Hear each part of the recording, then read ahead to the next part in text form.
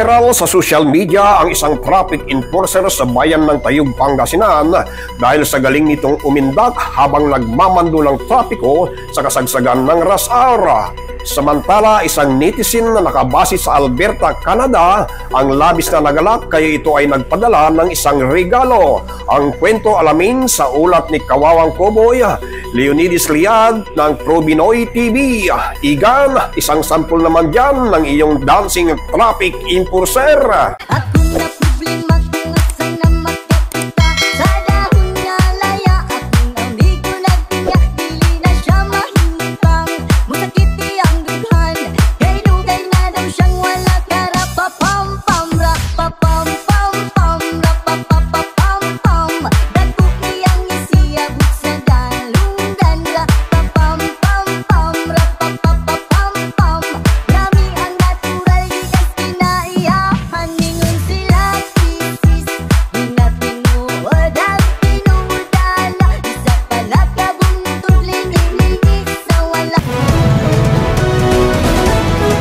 Yes, Igan, sa ngayon ay nandito po at kasama po natin si Sir Ray Geronimo, ang traffic enforcer po dito sa bayan ng Tayug na kamakailan lamang ay nagpaviral at pinagigiliwan ng netizen dahil sa galing niya pong kumindak habang nagmamando ng trapiko sa kasagsagan po ng rush hour.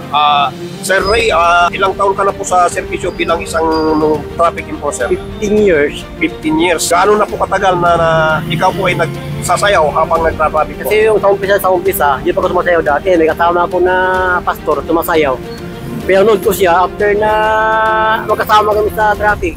Habang sumasayaw siya, sumasayaw niya rin ako. So, ibig sabihin po, mayroon ka pong inspirasyon isang tao na nagturo sa'yo. Kailan pa po nag-umpisa na ikaw mag-viral at kagiliwan ka ng mga netizen? Isang buwan at saka isang buwan kalahati.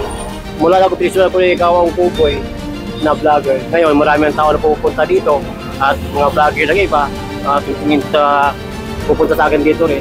At yung mga dumadal, pinipicture na ako rin. Ayan, Igan, ayon po kay Sir Ray Geronimo ay nagsimula siyang mag-viral nung may video siya ni vlogger Kawawang Koboy at mula noon ay sunod-sunod na po mga vlogger na dinadayo ka po, tama po, at yung mga kababayan nating dumadaan dito habang siya ay sumasayaw, siya po ay binibidyohan, tama po ba, Sir? Opo. Sir Ray Geronimo, isang kababayan nating OFW na nakabase po sa Alberta, Canada, ang labis na humahanga sa iyo. Ayon sa kanya ay nakakatanggal istis daw po pagka ikaw ay pinapanood, lahat ng video mo ay wala siyang pinapalampas dahil po doon ay naisipan niyang bigyan ka ng isang regalo na magagamit po sa pang-araw-araw na pagtupad ng iyong tungkulin bilang traffic enforcer. At ayon po sa iyo, rain or shine ay nandiyan ka po sa post mo. So ayan, Sir Ray, ipaabot po sa inyo ang regalo po ni Sir Wing Yabis ng Alberta, Canada. Ano pong masasabi mo, Sir? Ay, maraming salamat po, Sir, sa ni Wing Yabis. Thank you sa regalo mo sa akin at maraming salamat po.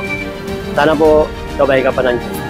So ayan, Igan, nagpapasalamat po si Sir Ray Geronimo kay Sir Wing Yabis ng Canada. Mabuhay ka po.